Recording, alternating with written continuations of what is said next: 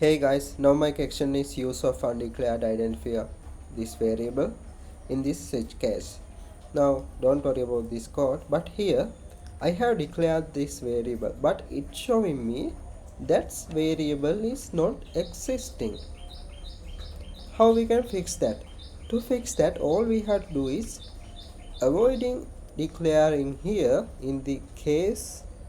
Instead, I will move this declaration to the top of switch case and keep that as it is, like this variable and the data type, and I can remove the data type here, also here, also here, also here.